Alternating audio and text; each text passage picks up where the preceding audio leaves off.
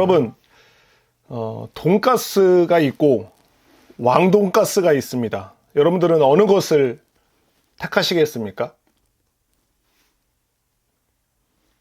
돈가스가 있습니다. 그리고 왕돈가스가 있어요. 뭘 택하시겠어요? 크기만 달라요? 고기는 똑같아요? 똑같은 부위, 똑같은 고기. 가스예요? 가스예요? 깊이 있게 대답하려고 하지 말고 돈가스예요? 왕돈가스예요? 작은 게 치즈 돈가스면 작은 거예요. 둘다 소스 절여져 있는 그거죠. 그렇죠. 똑같은, 똑같은 거, 똑같은 크기인데 크기가 다른 거요? 예. 왕. 뭐 그걸 떠나서 여러분들이 돈가스를 먹으러 가는데 어느 집에는 돈가스 집이고 어느 집은 왕돈가스 집이다라고 하면은 일반적으로 많은 사람들이 왕돈가스 집을 찾아가는 경우가 좀 많이 있습니다. 그쵸? 그리고 여러분들이 뭐 돈이 상관이 없다. 그러면은 여러분이 경차를 사시겠습니까? 아니면은 중형차 세단을 사시겠습니까? 중형차요. 예. 뭐 돈이 상관이 없다면은 그쵸? 돈이 내가 내는 돈이 아니다라고 하면은 만약에 거의 대부분의 사람들이 경차를 타기보다는 이 중형차 세단을 아마 선택을 할 것 같습니다. 여러분 30평짜리 아파트를 사고 싶습니까? 돈이 상관없다면 30평짜리 아파트를 사고 싶습니까? 아니면은 80평짜리 큰 대형 아파트에서 살고 싶습니까? 80평 너무 커요. 청소하기 힘들 것 같은데.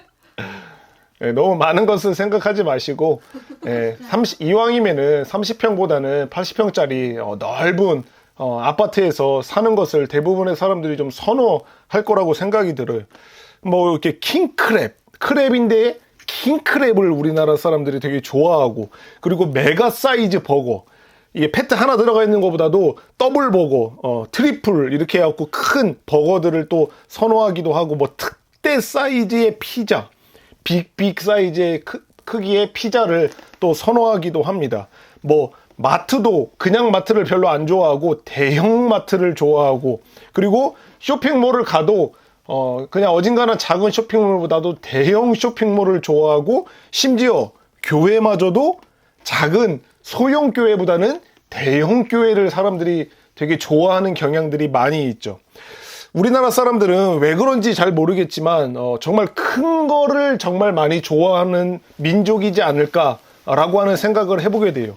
뭐 왕돈가스부터 해서 뭐 큰 차, 큰 집, 이런 것을 보면은 되게 큰 것에 집착하는 그런 민족이지 않을까라고 하는 게, 다른 사람뿐만 아니라 나의 모습을 봐도 그런 경향이 굉장히 많다라고 하는 것을 볼 수가 있어요. 뭐 돈이 부족하지만 않다면, 그렇지만 않다면은 모든 것을 다 큰 것으로 소유하고 싶어 하는 그런 마음들이 우리 가운데 있는 것 같아요. 큰 것에 대해서 굉장한 관심이 많은 거죠.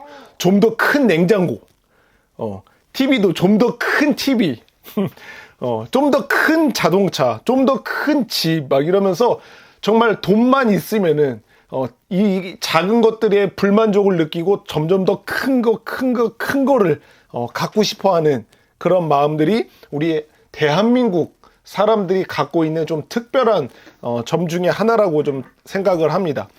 오늘 본문에 나오는 예수님의 제자들이 있었는데, 그 제자들도 마치 우리나라 사람들과 좀 비슷해서일까요? 그건 잘 모르겠지만 여기 있는 제자들도 큰 것에 대해서 굉장한 많은 관심을 가지고 있는 모습을 이 본문에서 볼 수가 있습니다. 예수님과 제자들은요, 지금 가버나움에 있는 그 12 제자들 중에 정확하게 성경에는 기록이 되어 있지는 않지만 어느 제자의 집에 들어간 것 같아요. 그게 베드로라고 하는 사람들도 있고 안드레라고 하는 사람들도 있는데, 하여튼 그 제자의 집, 가버나움에 있는 그 제자의 집에 들어가서 그곳에서 먹고 좀 쉬고 있던 상황이었던 거죠. 그곳에서 쉬고 계시던 예수님과 제자들이 있었는데, 예수님께서 제자들에게 하나의 질문을 하고 계시는 거예요. 뭐라고 질문하시냐면은, 너희가 아까 이곳으로 오는 길에서 너희가 어떤 이야기를 하면서 왔었는데 그 서로 이야기했던 그 내용이 무엇이냐라고 제자들에게 예수님이 물으시는 거죠. 그런데 질문이 끝나자마자 제자들은 마치 꿀먹은 벙어리가 된 것처럼 아무도 그 예수님의 질문에 대답을 하지 않았던 것을 볼 수가 있는데 34절에 보면은 지금 뭐라고 이야기하냐면은 그들이 잠잠하니 라고 이렇게 표현하고 있죠. 그죠? 예수님이 지금 질문을 하셨는데 그 질문에 대해서 대답을 해야 되는데 다른 사람이 이야기를 하는 것도 아니고 자기들이 어떤 이야기를 했는지에 대해서 질문을 하는 예수님의 질문에 꿀먹은 벙어리처럼 다 잠잠하고 있는 거죠. 하지만 예수님께서는 이미 제자들이 아까 오는 길에 서로 이야기했던 내용이 무슨 내용인지를 다 아셨죠. 알고 그 질문을 하셨던 건데 제자들은 자기들끼리 누가 더 큰 사람이냐, 누가 더 큰 사람이냐라고 하는 것에 대해서 이러쿵저러쿵 서로 쟁론 또는 변론했다고 성경 이 다른 마태복음이나 아니면은 누가복음에 표현을 보면은 서로 쟁론하였다, 서로 변론하였다라고 그렇게 이야기를 하고 있거든요. 그래서 예수님의 제자들이 서로 길가에서 지금 걸어가면서 야, 베드로가 더 크냐? 아니면 뭐 누가 안드레가 더 커? 아니면 야고보가 더 큰 사람이야? 라고 하면서 아니야 이 사람이 더 큰 사람이지 아니야 이 사람이 더 큰 사람이야 라고 하면서 서로 옥신각신하면서 서로 변론을 하는 그런 이야기를 했다라고 하는 것을 성경이 이야기를 하고 있습니다. 제자들이 이 질문에 대해서 아무도 대답을 하지 못하고 있자 예수님께서는 모든 제자들을 한자리에 이렇게 불러 모으십니다. 얘들아 이쪽으로 자리로 가까이 와볼래? 라고 하면서 제자들을 한자리에 모으는 거예요. 그러니까 예수님의 제자들은 쭈뼛쭈뼛하면서 예수님 곁으로 가까이 모여들었습니다. 그리고 나서 예수님이 말씀을 하시는 거죠. 34절에 거기 누구든지부터 한번 같이 읽어볼까요? 34절에 35절이죠. 그죠? 35절에 누구든지부터 한번 같이 읽어보도록 하겠습니다. 시작. 누구든지 첫째가 되고자 하면 뭇사람의 끝이 되며 뭇사람을 섬기는 자가 되어야 하리라 하시고 이렇게 말씀하시는 거예요. 제자들을 한데 불러 모으시고 내게 들어봐 라고 하면서 누구든지 첫째가 되고자 하면은 뭇사람의 끝이 되고 또 뭇사람을 섬기는 자가 되어야 한단다 라고 이렇게 이야기를 하시면서 이 말씀을 제자들이 잘 못 알아먹었다라고 생각을 하셨을지는 잘 모르겠지만 이 말씀을 하시고 나서 또 하나의 이야기를 하시는데 이때 제자들에게 시청과 교육을 시켜주시는 거예요. 그 근처에 있었던 어떤 어린 아이가 하나가 있었나 봐요. 그 어린 한 아이를 예수님이 품에 안으시고 그 제자들 가운데에 예수님이 앉으시는 거죠. 이 제자들이 예수님보다 지금 예수님이 안고 계시는 어린아이를 좀 주목해서 볼 수 있도록 그 제자들 사이에 어린아이를 안고 지금 앉으시는 거예요. 그리고 나서 37절의 말씀으로 제자들에게 다시 한번 이야기를 해주시는 거예요. 지금 제자들이 무엇에 대한 질문에 대한 답을 예수님이 하고 계신지를 알고 계시죠? 예수님의 제자들이 누가 더 큰 사람이냐 서로 변론하고 쟁론했던 그 내용에 대해서 지금 거기에 대한 대답을 해주고 계시는 거죠. 그 대답의 마지막이 뭐라고 하시냐면은 누구든지 내 이름으로 이런 어린아이를 영접하면 곧 나를 영접하는 것이고 누구든지 나를 영접했다라고 하면은 나를 영접한 게 아니라 나를 보내신 이를 영접하는 것이니라 라고 이렇게 제자들에게 이야기를 해주고 있는 것입니다. 자, 여러분, 여기서 제자들이 길에 걸어가면서 예수님과 함께 길을 걸어가면서 자기들끼리 그 토론한, 변론한 이야기가 주제가 뭐냐면은 누가 큰 자냐라고 하는 거예요. 그죠? 누가 크냐? 라고 하는 것에 대해서 서로 이야기를 하는 거예요. 다른 것도 아니라 예수님의 제자들끼리 서로가 누가 그 중에 더 큰 자냐라고 하는 것을 이야기를 했던 건데 여기서 큰 자라고 하는 이 큰 자라고 하는 헬라어 단어는 무슨 단어냐면은 여러분들도 좋아하는 커피 전문점이 있어요. 메가 커피가 있죠. 예. 여기서도 헬라어 단어가 뭐가 쓰냐면은 메가스라고 하는 단어가 쓰인 게 여기서 여러분들도 영어에서 그 메가라고 하는 큰 거다라고 하는 그 단어가 거기서부터 파생되었다라고 볼 수가 있는 거거든요. 그래서 이 헬라어 메가스라고 하는 단어는 단순히 크기적으로 빅 사이즈 아니면은 메가 사이즈, 뭐 라지 이런 것을 의미하기도 하지만 또 다른 의미가 있는 게 뭐냐면은 위대한이라고 하는 의미도 있어요. great, 위대한, 누가 위대한 사람이냐라고 할 때 그런 의미로도 사용이 되고 또 하나의 의미가 뭐냐면은 그 위대한 사람과 연관되어질 수 있는 중요한이라고 하는 중요한, important, 그 중요한, 누가 더 중요한 사람이냐라고 하는 의미가 바로 이 메가스라고 하는 단어에 들어져 있는 거죠. 그러니까 예수님의 제자들은 결론적으로 말하면은 지금 오고 가는 길에서 뭘 자꾸 이야기했냐면은, 야, 12 제자들이 지금 있는데 그 중에서 누가 제일 위대한 사람이냐? 야, 베드로가 제일 중요한 사람이지 않을까? 야고보가 그래도 가장 영향력 있는 사람이지 않을까? 그러니까 그 사람이 제일 큰 사람이지 라고 이것에 대해서 지금 예수님의 제자들이 이야기를 하면서 오고 있던 거예요. 그 이야기 속에 그 이야기를 하는 것에 대해서 예수님이 아시고 이 제자들에게 진정한 제자도에 대해서 무엇인지를 말씀해 주고 그리고 그들이 가지고 있던 그릇된 제자도, 어떤 사람이 진짜 위대하고 어떤 사람이 진짜 큰 사람이냐에 대한 그릇된 이해를 바로잡기 위해서 지금 예수님의 제자들에게 시청과 교육을 시켜주시는 거예요. 어린아이를 딱 안고 제자리에 앉아서 그 어린아이를 보면서 가리키는 거죠. 여기 있는 이 어린아이를 영접하는 것이 바로 나를 영접하는 거다. 그리고 나를 영접하는 것은 나를 영접한다라고 하는 것이 아니라 나를 보내신 이인 바로 하나님을 영접하는 것이 되는 거야 라고 하면서 지금 예수님의 제자들에게 그들의 가치관을 새롭게 하는 그런 교육을 시켜주시는 것이다라고 볼 수가 있는 거죠. 예수님의 제자들이 누가 더 위대한 사람입니까? 누가 더 높은 사람입니까? 누가 더 중요한 사람입니까? 라고 하는 것을 이야기를 하는 거예요. 오늘 설교 제목 중에 하나가 들어가 있는 게 바로 빅맨이에요. 이게 큰 자이거든요. 큰 자. 큰 자라고도 하고 거인이라고도 하는 거예요. 거인. 예. 누가 더 큰 사람이냐, 누가 큰 위대한 사람이냐라고 하는 것을 이야기를 하는 단어이기도 합니다. 자, 그러면 여러분들 지금 여기서 예수님의 제자들이 이야기하는 게 누가 큰 사람이고 누가 위대한 사람이냐라고 하는 것을 이야기를 하는데 이 세상, 우리가 살아가는 이 세상 있잖아요. 이 시대에서 살아가는 하나님을 신앙하지 않는 사람들, 이 세상이라고 지칭하는 그 세상 사람들이 생각할 때 어떤 사람들이 큰 사람이고 어떤 사람들이 위대한 사람이냐, 어떤 사람들을 위인으로 평가하는지에 대해서 그 기준이 무엇인지를 여러분들에게 이야기를 하려고 합니다.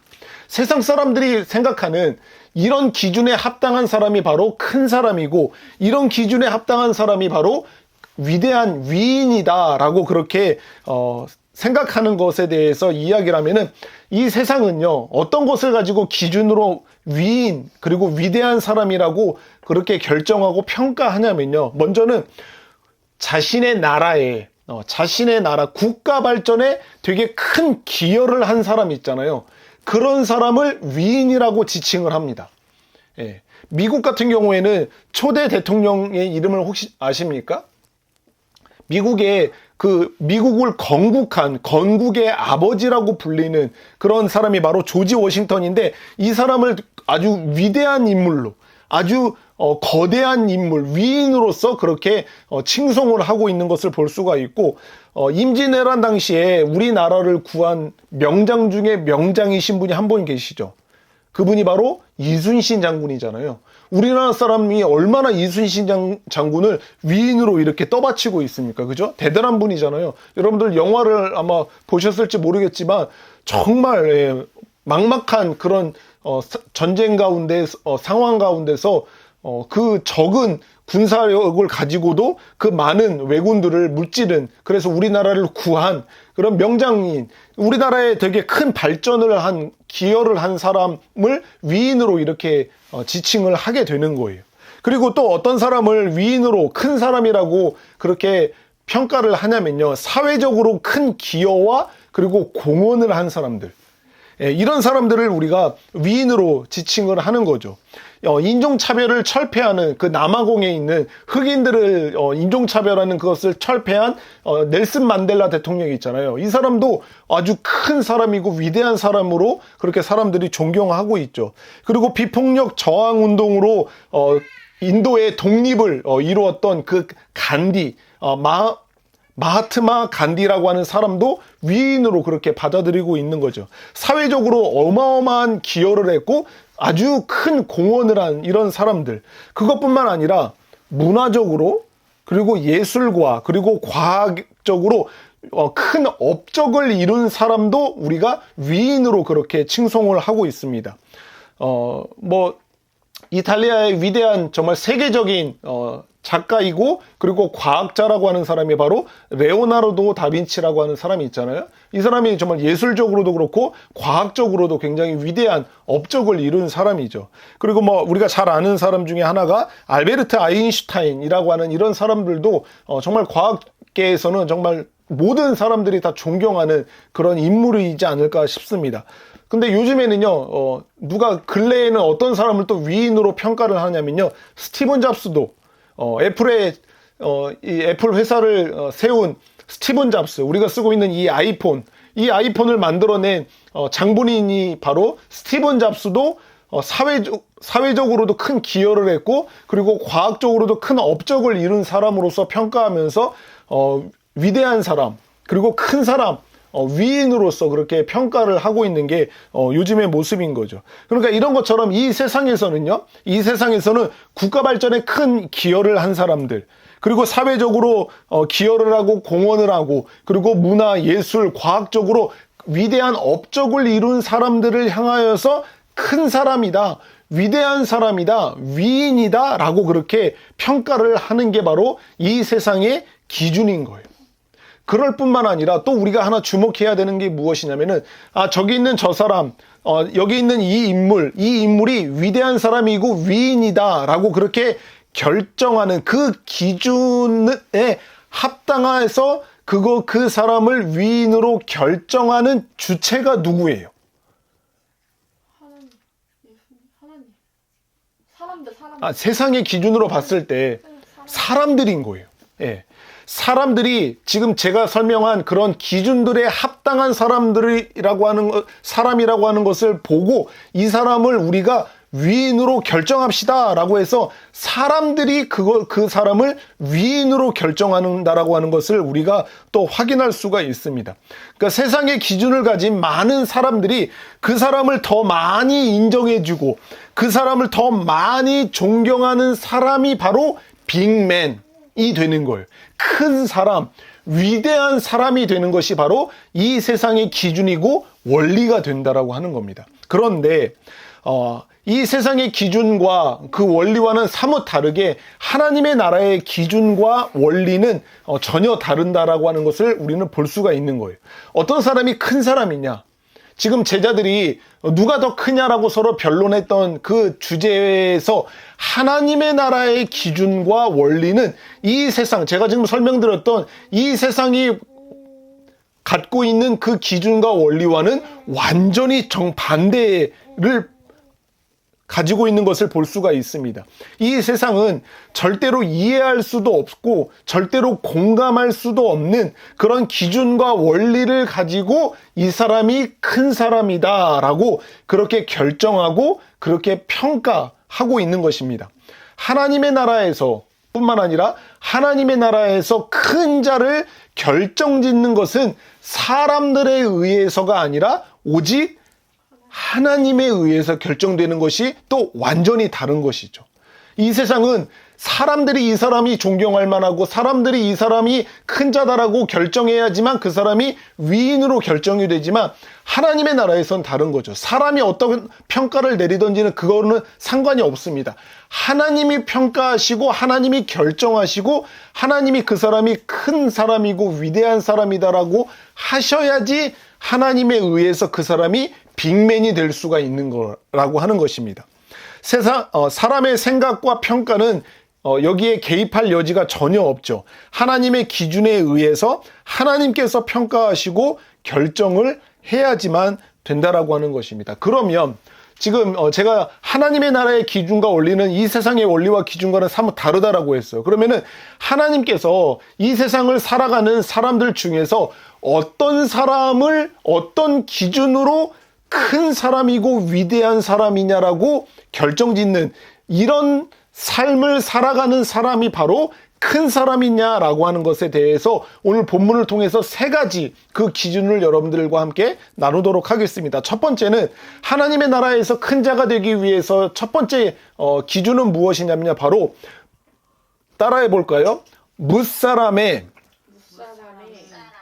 끝이 되어야 한다. 우리가 아까 읽었던 35절에 보면은 누구든지라고 이야기하는 거예요. 누구든지 첫째가 되고자 하면 무사람의 끝이 되어야 한다라고 하는 것을 말하고 있어요. 그렇죠? 첫째가 되고자 하느냐? 이 첫째가 되고자 하느냐라는 무슨 말이냐면은 너희가 큰 사람이 되고 싶으냐? 너희가 사람들에게 높임을 받고 싶으냐? 너희가 사람들에게 위대한 사람이라고 인정을 받고 싶으냐? 너희가 하나님 앞에서 큰 사람이라고 인정을 받고 싶으냐? 그러면 무사람이라고 하는 것은 모든 사람을 말하는 거예요. 모든 사람의 끝이 되어야 한다라고 하는 것을 이야기한. 그러니까 모든 사람에게 있어서 네가 끝이 되지 않으면은 너희는 첫째 그 위대한 사람 빅맨이 될 수 없다라고 하는 것을 말씀하는 거거든요. 그러니까 첫째 하나님의 나라의 큰 자가 되기 위해서는 모든 사람의 끝이 되어야 한다라고 하는 것을 말하고 있는 거예요. 자, 그러면 여러분들 예수님이 말씀하시는 거예요. 제자들에게 너희가 아까 누가 큰 사람이냐라고 하는 것에 대해서 변론하고 있었는데 너희 마음처럼 큰 사람이 되고 싶어? 그러면 너희는 모든 사람의 끝이 되어야 해 라고 하면은 여러분들이 라고 바로 이해가 되실 것 같으세요? 어떠세요? 모든 사람의 끝이 되어야 한다라고 하는 이 말씀을 어떻게 이해하고 계십니까? 이게 한 번에 이렇게 확 와 닿으십니까? 뭔가 알듯하면서도, 그죠? 뭔가 알듯하면서도 이게 그런 말씀이 맞나? 라고 하는 생각이 아마 드실 수도 있을 거예요. 그동안에 여러 예배를 통해서 설교를 통해서 이런 사람의 끝이 되어야 한다라고 하는 이야기를 들어보셨을 텐데 이게 알듯하면서도 이게 정확하게 무슨 의미를 말하는지를 잘 모를 수도 있어요. 그런데 이것은 두 가지 이야기를 하고 있는 것 같은데 결국에는 뒤에 이야기를 하시려고 하는 거예요. 네가 첫째 되는 사람이 되고 싶으냐? 그러면은 모든 사람의 끝이 되어야 한다라고 하면서 그 뒤에 뭐라고 말씀하세요? 무사람을 섬기는 자가 되어야 한다. 라고 하는 것을 말씀하고 있는데 이게 두 가지를 같이 이야기하고 이것을 보강해 주는 말이라고 이해를 하시면은 아주 쉽습니다. 예. 너희가 큰 사람이 되고 싶어? 너희가 사람들에게 높임을 받고 싶어? 그러면은 모든 사람의 마지막이 되어야 돼. 끝이 되어야 돼. 섬기는 자가 되어야 돼. 라고 하는 이야기를 하고 있다라고 하는 거죠. 그런데 요 알듯하면서도 잘 모르겠는 이 말씀을 성경의 다른 본문에서 예수님이 하신 말씀을 통해서 우리는 아주 명확하게 이해할 수가 있을 것입니다. 한번 성경 하나 찾아볼게요. 누가복음 14장을 한번 펴봅시다.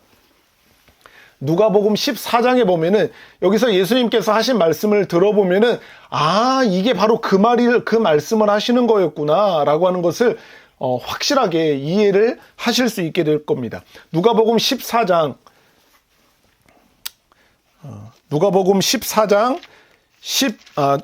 7절부터 한번 볼까요? 제가 읽을 테니까요. 여러분들은 머릿속에 그림을 그리시면서 이 성경을 따라와 주시면 좋겠습니다. 7절부터예요.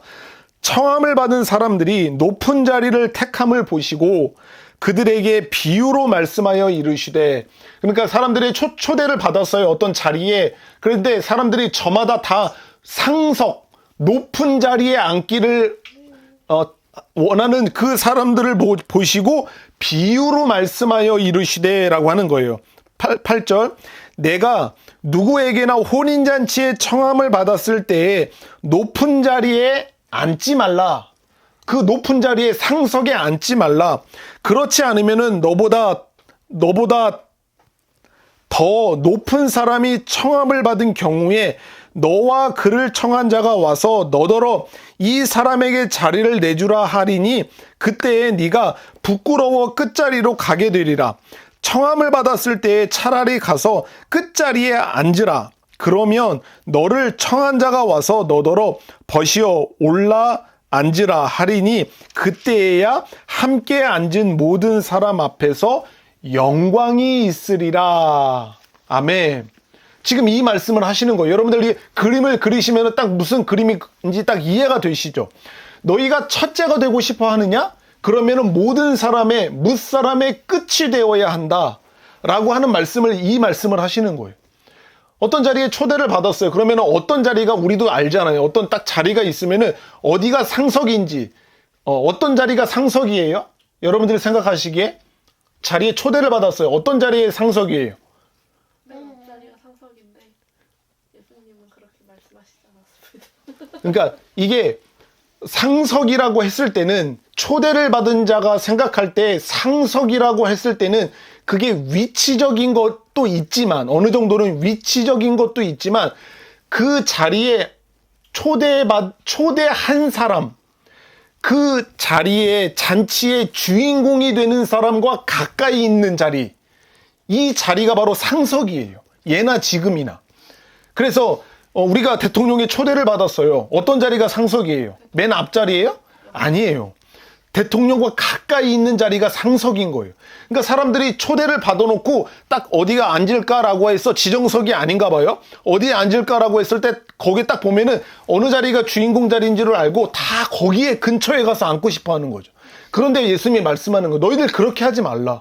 그 높은 자리 상석에 앉지 말라. 왜냐하면 만약에 너보다도 더 중요한 사람이 와서 그 주인이 너더러 좀 자리 좀 비켜주시겠어요? 라고 하고 그 사람을 거기에 앉히게 되면은 그 사람이 결국에는 끝자리로 오게 된다라고 하는 거예요.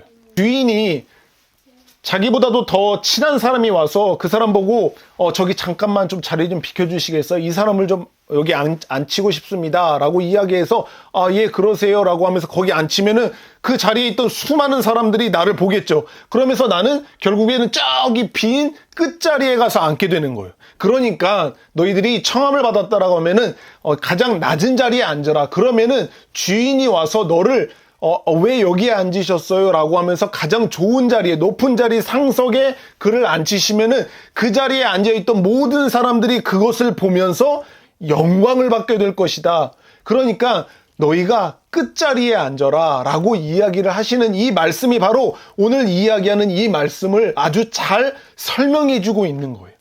이게 단순히 어떤 자리에 앉는 위치적인 것을 말하는 게 아닌 거를 알죠. 그 사람의 마음이 자꾸 모든 사람들이 상석에 앉고 싶어하고 다 첫째가 되고 싶어하고 다 높아지고 싶어하는 섬김을 받고 싶어하는 그 마음에 있는 사람들에게 너희 그렇게 하지 마라. 그러면 큰 자가 될 수 없는 거야. 너희들은 오히려 끝이 마지막이 되어 가장 낮은 자리에 앉아서 섬기는 자가 돼. 그러면 나중에 내가 그를 높여줄 거야 라고 하는 말씀을 지금 이야기를 해주고 계시는 거예요. 그렇기 때문에 하나님의 나라에서 어떤 자가 큰 자가 될 수 있냐면은 높은 자리 상석에 앉는 자가 아니라 끝자리에서 끝자리에 앉아 마지막 자리에 앉아서 그들을 섬기는 자가 바로 큰 자가 될 수 있다라고 하는 것을 말씀해 주고 있는 본문입니다. 자, 두 번째 여기와 이어지는 겁니다. 두 번째 하나님의 나라에서 큰 자가 되기 위한 기준은 무엇이냐면은 따라해 봅시다. 무사람의 섬기는 자가 되어야 한다.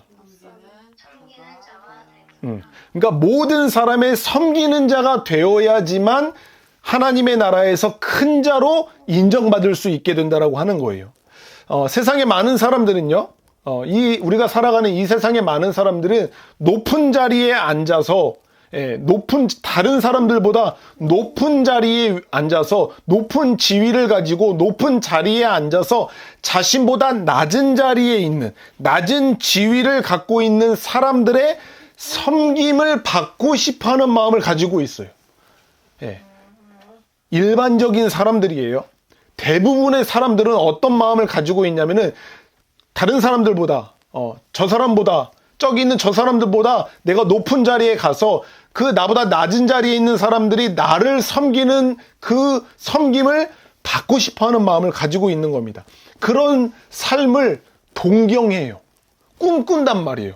내가 지금은 저기 있는 저 인간을 내가 섬기고 내가 저기 있는 저 인간을 도와주고 있고 내가 저 인간을 위해서 내 인생을 허비하고 있지만 희생하고 있지만 조금만 기다려봐라. 내가 높은 자리에 올라가서 나도 저런 대우받으면서 저런 섬김을 받으면서 살아갈 거야 라고 하면서 이를 바득바득 갈죠. 예. 아끼고 어떻게 해서든지 고군분투해서 그 높은 자리에 앉으려고 그래서 결국에는 그 섬김을 받고 싶어하는 마음을 가지면서 그런 삶을 동경하는 거예요. 그런 낮은 자들의 섬김을 받는 삶을 살아가고 있는 사람들을 와 좋겠다. 와 편안하게 아무것도 안 하고 저 사람들이 다 시중 들어주고 일할 거 안 하고 저 사람들이 도와주는 거 다 도움을 받으면서 와 정말 편안하게 살아간다. 부럽다. 여러분들도 혹시 그런 사람들을 부러워하고 계십니까?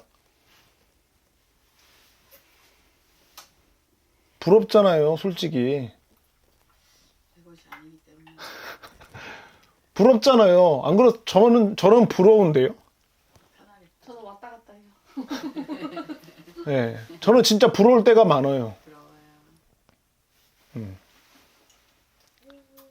이 세상 사람들은 이런 삶을 동경해요. 그런데 하나님의 나라에서는 그런 삶을 동경하는 사람들이 큰 자로 인정받지를 못해요. 그런 삶을 부러워하는 사람들이 하나님께 큰 자로 인정받지를 못해요. 이 세상에서는 그런 낮은 자들의 섬김을 받는 삶을 살아가는 사람들을 여러 사람들이 위대한 사람, 큰 사람, 대단한 사람이다라고 인정해 줄지 모르겠지만 하나님의 나라에서는 그렇지 않다라고 하는 것이죠. 우리가 하나님의 나라에서는 왜 무엇 때문에 어떻게 해서 그런 섬김을 받는 섬김을 받는 삶을 살아가는 사람들이 큰 자로 인정받지 못하느냐 라고 하는 것을 보여주는 우리가 잘 아는 한 장면이 있습니다. 성경에서 보면은 요한복음 13장에 보면은 찾지 마세요. 요한복음 13장에 보면은 여러분들이 잘 아는 말씀이 뭐냐면은 예수님께서 자기들의 12 제자들의 발을 씻겨주시는 장면을 여러분들도 알고 계실 거예요. 그쵸? 네. 그때 당시에 세상 사람들의 기준에 의하면은 누가 누구의 발을 씻겨주는 게 맞아요? 종이 주인의 발을. 그렇지. 그러니까 제자들이 오히려 예수님의 발을 깨끗이 씻겨주는 게 너무 자연스럽고 너무 합당한 거야. 근데 그때 당시에 그런 모든 생각, 그 편견들을 다 깨버리고 예수님께서, 스승이신 그 예수님께서 자기의 제자인 그 사람들의 더러운 발을 물로 깨끗이 씻겨주는 장면을 볼 수가 있는 거예요. 이렇게 기록이 되어 있어요. 내가 주와 또는 선생이 되어 너희 발을 씻었으니 너희도 서로 발을 씻어주는 것이 옳으니라. 내가 너희에게 행한 것 같이 너희도 행하게 하려 본을 보였느니라 그래요. 예수님께서 하신 말씀이에요. 내가 너희들에게 이렇게 한 것은 너희가 나를 본받아서 그런 삶을 살게 하기 위해서 지금 본을 보여주신 거라고 이야기하는 거예요. 친히 예수님께서, 스승이신 그 예수님께서 낮아지셔서 섬기는 자가 되어서 오히려 제자들의 더러운 발을 깨끗이 씻겨주는 모습을 보여주고 있는 거죠. 이것을 통해서 우리는 하나님의 나라에서 위대한 사람, 하나님의 나라에서 큰 자는 어떤 사람이냐면은 자기보다도 낮은 사람이 자기를 섬김을 받는 사람이 큰 자가 아니라 오히려 그 다른 사람들보다 낮은 자리에 가서 그 사람들을 오히려 섬기는 사람들이 하나님의 나라에서 큰 자가 되는 것이다라고 하는 것을 말씀하고 있는 거예요. 예수님이 그렇게 그런 삶을 사셨기 때문에 제자들도 너희들도 이런 삶을 살아야 된다. 그래야 하나님께서 인정하시고 하나님의 나라에서 위대한 자, 하나님의 나라에서 빅맨이 될 수 있는 거다라고 하는 것을 말씀하고 있는 거예요. 여러분들 오해하시면 안 돼요. 하나님의 나라에서 큰 자가 되기 위해서는 이 반드시 섬기는 자가 되어야 되는 거예요. 나는 섬기지 않아. 나는 누구를 섬기지도 않고 나는 누구를 섬김을 받지도 않아. 그렇다고 해서 내가 큰 자가 될 수 있는 게 아니에요. 지금 여기서 하나님의 나라에서 큰 자가 되기 위한 절대적인 기준, 그 조건을 말씀하고 있는 거예요. 너희들은 무사람을 섬기는 자가 되어야 큰 사람이 될 수 있다 라고 하는 것을 말씀하고 있다라고 하는 것을 잊으시면 안 됩니다. 마태복음 20장에 보면 또 다른 이렇게 말씀하십니다. 너희 중에는 그렇지 않아야 하나니 너희 중에 누구든지 크고자 하는 자는 너희를 섬기는 자가 되고 너희 중에 누구든지 으뜸이 되고자 하는 자는 너희의 종이 되어야 하리라. 너무나도 명확하게 말씀을 하고 계시는 거예요. 섬기는 자가 되고 낮아지고 종이 되지 않으면은 으뜸이 되고 큰 자가 될 수 없다 라고 하는 것을 말씀하고 있는 것을 볼 수가 있습니다. 그리고 마지막으로 세 번째 하나님의 나라에서 큰 자의 기준은 무엇이냐면은 한번 따라해 봅시다. 어린아이를 영접하는 자가 되어야 한다. 네. 하나님께서 인정하시는 큰 자는 어떤 사람이 큰 자가 될 수 있냐면요. 어린아이를 영접하는 자가 바로 큰 자가 될 수 있다라고 말씀하고 계십니다. 우리 37절을 한번 다시 읽어볼까요? 오늘 본문 37절 같이 읽겠습니다. 시작. 누구든지 내 이름으로 이런 어린아이를 하나를 영접하며 곧 나를 영접하며 누구든지 나를 영접하면 나를 영접함이 아니요 나를 보내신 이를 영접함이니라. 아멘. 예수님이 시청각 교육을 해주신다고 그랬잖아요. 예. 너희가 첫째가 되고자 하느냐 그러면 무사람의 끝이 되고 섬기는 자가 되어야 돼 라고 하는 말씀을 하시고 이거 잘 못 알아먹은 것 같아. 표정을 보니까 제대로 이해하지 못한 것 같아. 그러니까 예수님이 다시 한번 근처에 있는 어린아이를 품에 안으시고 앉으시면서 이 어린아이를 주목해 보게 하시면서 말씀하시는 거예요. 너희들 보고 있느냐? 이 어린아이를 너희가 영접하면은 곧 나를 영접하는 것이다. 그리고 나를 영접하는 것은 곧 하나님을 영접하는 것이 된다. 그런 사람이 바로 너희가 서로 변론한 그 주제인 큰 사람이 될 수 있는 거야 라고 하는 것을 말씀하고 있는 거예요. 왜 어린아이일까요? 대충 이해하고 계시죠? 왜 어린아이를 섬기는 자가 큰 자가 될 수 있다라고 하는 것을 말씀하고 있는 걸까요? 왜 어린아이를 지금 비유로 설명하시는 걸까요? 그렇죠. 그러니까 지금 이런 어린아이들의 지위와 신분보다도 그때 당시에 고대 근동에 예수님이 살았던 당시 이 유대 사회에서도 그 로마 시대에서도 여전히 지금보다도 훨씬 더 어린아이의 지위와 신분은 훨씬 더 못한 낮은 신분에 있었습니다. 그래서 성경에서 표현들 보면은 지금 여기 몇 명 있습니까? 라고 숫자를 세어봅시다 라고 하면은 거기에 여자 빼고 어린아이 빼고 성인 남자만 수를 세하렸던 것을 알 수가 있어요. 그만큼 그때 당시에 어린아이들은 그런 존재였어요. 이거 무엇을 말하는 거냐면은 어린아이들은 진짜 힘이 없죠. 아무것도 할 수 있는 게 없어요.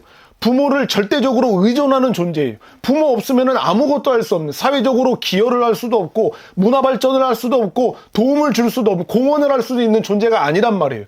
철저하게 무시되고 소외받는 그런 존재가 바로 어린아이였거든요. 그래서 어린아이를 지금 비유로 들어서 이렇게 힘이 없고 소외받고 나약한 이런 어린아이를 영접하는 것이 곧 나를 영접하는 것이다 라고 하는 건데, 여기서 영접하다라고 하는 말, 예수님을 하셨습니까? 라고 말할 때 그 영접이라고 하는 말과 같은 의미를 생각하시면 안 돼요. 여기서 이 어린아이를 영접하는 것이라고 하는 것은 무엇이냐면은 쉽게 표현하면은 이 어린아이를 섬기는 것. 너희가 지금 이 힘이 없고 나약한 어린아이를 보고 있느냐? 사람들에게 소외받는 이 나약한 어린아이를 보고 있느냐?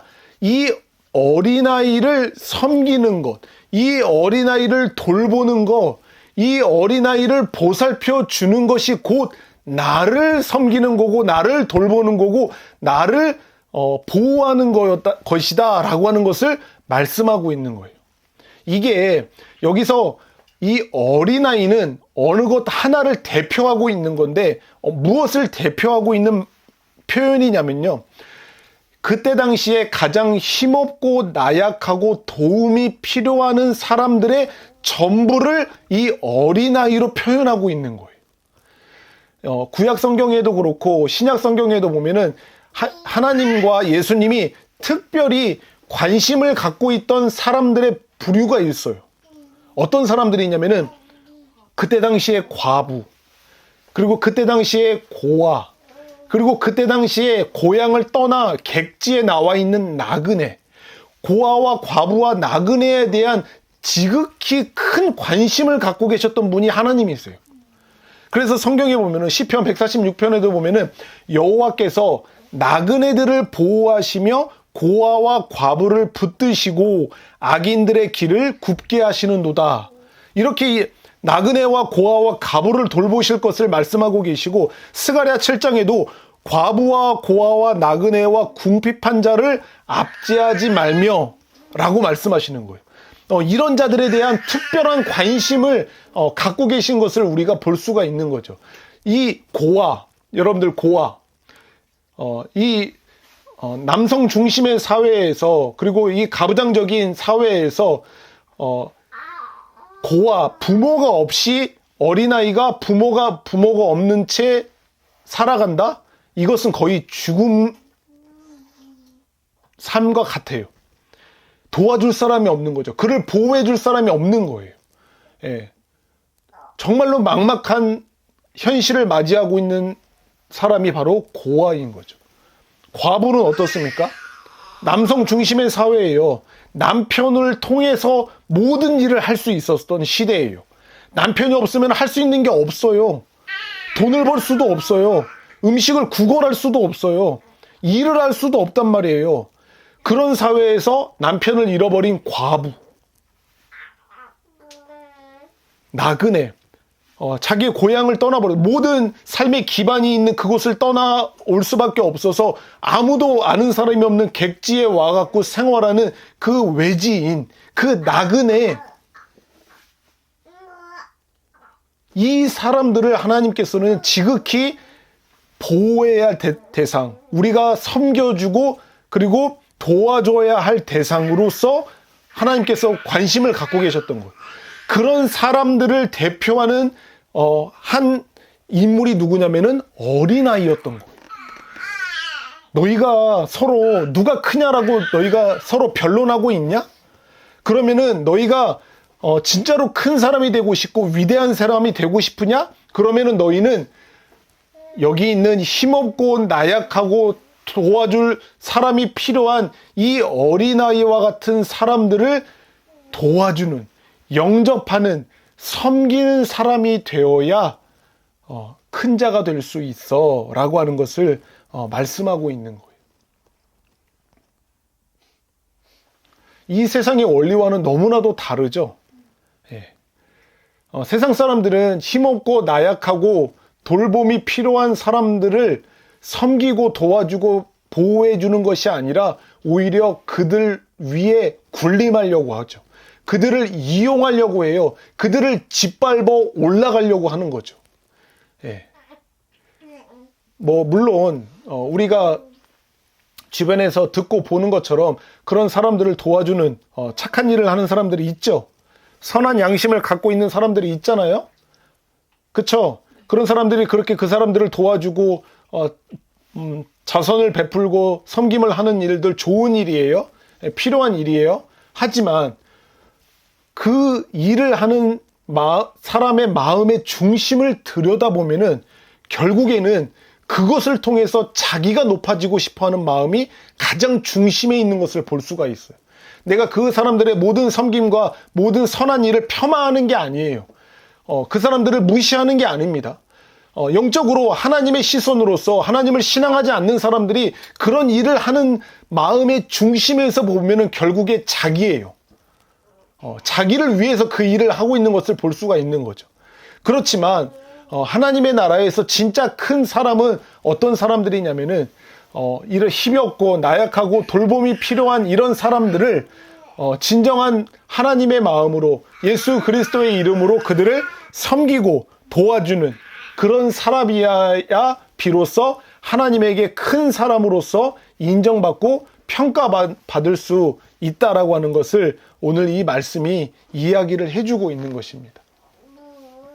제가 지난번에도 한번 섬김의 필요성에 대해서 메시지를 한 적이 있었는데 정말 그리스도인, 거듭난 그리스도인으로서는 이 섬김은 해도 되고 안 해도 되는 그런 선택사항이라고 이야기를 하지 않았어요. 이것은 우리들의 마땅한 의무예요. 이것을 하지 않으면 안 되는 사람들이 바로 우리들인 거예요. 네. 그것처럼 지금 예수님께서도 어떤 사람이 큰 자가 될 수 있느냐라고 하는 것을 이야기를 하실 때 모든 사람을 섬기는 자 뿐만 아니라 힘없고 나약하고 돌봄이 필요한 사회의 약자들, 정말 우리들의 도움의 손길이 필요한 이런 사람들을 사랑하는 마음으로 그들을 돌보는, 그들과 마음을 같이 하는 사람들, 이런 사람들이 바로 하나님의 나라에서 진정한 큰 자가 될 수 있다라고 하는 것을 알려주고 있습니다. 말씀을 마무리하면은 가장 비천하고 그리고 가장 낮은 자의 삶을 사심으로 인해서 가장 큰 자로 가장 높임을 받으신 분이 한 분이 계십니다. 바로 우리 주 예수 그리스도이세요. 예수님께서는 이 땅 가운데 정말 그 누구보다도 낮은 자의 삶을 사셨어요. 그래서 그 낮은 자의 삶을 사신 것을 통하여서 하나님으로부터 가장 큰 자로 높임을 받으신 분이 바로 예수님이신 거예요. 성육신 하심으로 낮아지셨죠. 그리고 율법에 순종하는 삶을 사심으로써 낮아지셨고, 그리고 비천한, 우리와 같은 비천한 한 인생을 사심으로써 낮아지셨을 뿐만 아니라 사람들에게 조롱받으셨어요. 사람들에게 침뱉음을 당하시면서, 그리고 사람들에게 배신을 당하시면서 낮아지셨을 뿐만 아니라 십자가에서 죽으시고, 그리고 무덤에 장사되기까지 철저하게 낮아지셨던 분이 바로 예수님이셨습니다. 이렇게 낮은 자의 삶을 살고 죽으신 예수님을요, 하나님께서는 가장 높은 자리에 높여주신 것을 우리는 알 수 있습니다. 죽음을 이기고 부활하시게 하심으로 그를 높이셨죠. 그럴 뿐만 아니라 수많은 사람들이 보는 앞에서 하늘로 올린 바 됨으로 인하여서 예수님이 높아지셨고, 그리고 하늘에 계신 하나님의 보좌 우편에 그를 앉히심으로 인해서 예수님을 높여주셨을 뿐만 아니라 아직 이루어지지 않은 일이지만 이 땅에 영원한 심판자로서 이 땅 가운데 재림하셔서 모든 사람을 심판하시는, 그리고 모든 인류가 보는 앞에서 가장 높임을 받게 하시는 그 일을 행하시는 분이 바로 하나님이신 거예요. 그 하나님이 우리 예수님을 그렇게 높여주시는 일을 하게 되는 거죠. 제가 참 좋아하는 말씀 중에 하나인데 빌립보서 2장에 보면은 그렇게 이야기하죠. 그러므로 하나님이 그를 지극히 높여 모든 이름 위에 뛰어난 이름을 주사 하늘에 있는 자들과 땅에 있는 자들과 땅 아래에 있는 자들의 모든 무릎을 예수의 이름 앞에 꿇게 하시고, 전 인류를 그 예수 그리스도 앞에 모든 무릎이 꿇게 하시는 거예요. 그럴 뿐만 아니라 모든 인류의 입으로 예수 그리스도를 주라 시인하여 하나님 아버지께 영광을 돌리게 하셨느니라. 하나님이 예수 그리스도를 이렇게 높이시는 일을 하시는 거예요.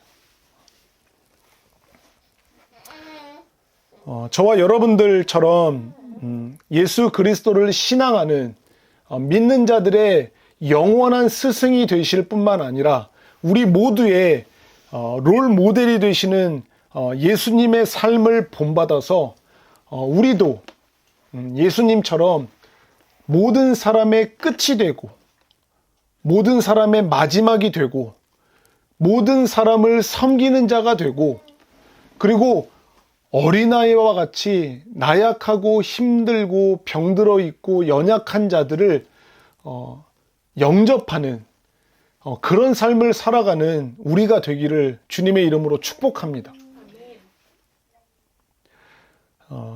큰 사람이 되기 위해서는요, 빅맨이 되기 위해서는 먼저는 작은 사람이 되어야 하는 거예요.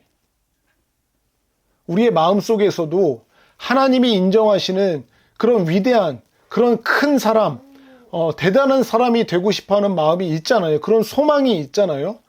그렇게 하나님 앞에서, 하나님 나라에서 큰 자가 되고 싶어하면은 이 땅에서 우리는 예수님과 같이, 예수님이 그렇게 사셨던 것과 같이 우리는 리들맨이 되어야 되는 거예요.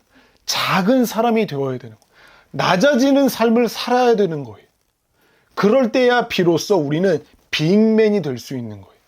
제가 설교 제목을 리들 빅맨이라고 지어봤어요. 이것을 한국말로 번역하면은 작은 거인이에요. 거인이면 거인이지. 어떻게 거인이 커야지 어떻게 작을 수 있어요? 그렇죠? 그런데 예수님은 이 땅에서 철저하게 작은 사람으로 사셨어요. 그렇죠? 예수님의 삶을 복음서에서 한번 들여다보세요. 예수님이 단 한 번이라도 높아진 삶을 사셨던 때가 있습니까? 없어요. 철저하게 리들맨으로 사셨어요. 그런데 그럼에도 불구하고 우리는 영적인 눈으로, 믿음의 눈으로 그 복음서를 보면은 우리는 예수님을 보면서 리들 빅맨으로 보게 되는 거예요. 작지만 가장 위대한 분으로 우리는 보게 되는 거잖아요. 우리도 믿음의 삶을 살다가 우리 주변에 정말 하나님께서 인정하시는 그런 위대하고 큰 사람들을 가끔씩 보게 되잖아요. 그 사람들을 여러분들이 보게 되면은 높은 자리에서 군림하고 사람들의 섬김을 받고 사람들에게 칭찬받는 그런 사람들을 볼 때, 와, 작은 거인이다라고 말씀하십니까? 아니에요. 이름도 없고 빛도 없고 영광도 없이 어디 정말 어느 누구 하나 주목하지 않는 자리에서 하나님께서 주신 사명 붙들고 그렇게 믿음으로 고군분투하고 예수 생명, 복음의 생명으로 그렇게 살아가는 그 사람들을 우리가 발견할 때 저기 저 사람을 향하여서 작은 거인이다 라고 말할 수 있게 되는 거예요. 저도 우리가 큰 사람이 되기 위해서는 우리가 이 땅 가운데서 작은 사람이 되어야 한다라고 하는 것을 지금 제가 이야기하고 있지만 이 땅 가운데 살아가는 동안 그리고 사람들 앞에서 작은 사람이 되는 것은 좀처럼 어렵다라고 하는 것을 잘 알아요. 저도 참 자존심이 세다라고 하면은 세고 하여튼 그런 사람이라고 저도 생각을 하고 있기 때문에 여러 사람들 앞에서 작은 사람이 되는 것만큼 어려운 게 저 스스로도 굉장히 어려운 일이라고 생각을 하고 있어요. 예, 어렵죠. 예, 다들 높임을 받고 싶고 존경받고 싶어하고 섬김을 받고 싶어하고 상석에 앉고 싶어하는 그런 마음들이 다들 있을 거 아닙니까? 그런데 낮아지고 섬기는 자리에 간다라고 하는 것은 좀처럼 쉬운 일이 아니다라고 하는 것을 알고 있어요. 죄인의 본성을 거스르는 일이기 때문에 이게 굉장히 어려운 일이에요. 예.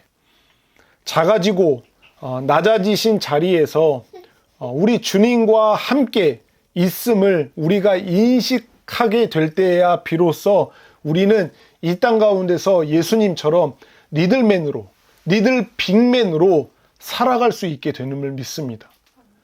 어떤 자리에서 낮아지시고 어떤 자리에서 주목하지 않는 자리에서 섬겨야 되고 희생하고 봉사해야 한다라고 하는 그런 때가 여러분들에게 찾아오신다면 여러분 그 자리에서 예수님이 함께 계심을 반드시 믿기를 바랍니다. 네. 다른 사람들 앞에서 작은 사람이 될 것만 같은 다른 어떤 자리에서 내가 낮아지고 섬겨야 되는 그 때가 될 때 그 자리에, 그 낮아진 자리에 예수님이 여러분과 함께 계시다라고 하는 것을 우리가 분명하게 믿고 인식하게 될 때야 비로소 우리는 그 삶을 살아갈 수가 있게 되는 거예요. 나 혼자가 아니라 예수님이 지금 나와 함께 계셔서 내 힘이 되고 내 능력이 되셔서 예수님이 그렇게 사셨던 삶을 나도 그렇게 살고 있구나, 나도 그렇게 살아가게 하시는구나 라고 하는 것을 확인할 수 있게 된다라고 하는 사실입니다. 주님과 함께 있음을 인식하시고 그리고 믿을 때 낮은 자리가 높아지고 그리고 낮아진 자신을 높여주시는 그런 위대하신 하나님을 여러분들이 발견하게 될 것입니다. 이 땅 가운데 살아가는 동안에 모든 사람들 앞에서 빅맨으로 살아가기를 꿈꾸고 그런 사람을 부러워하는 삶을 멈추시고 이제는 우리의 롤모델 되신 리들 빅맨의 삶을 사셨던 그 예수님과 같이 이 땅 가운데서 리들 빅맨으로 작은 거인으로 살아가시는 저와 여러분이 되기를 예수님의 이름으로 축원합니다. 아멘.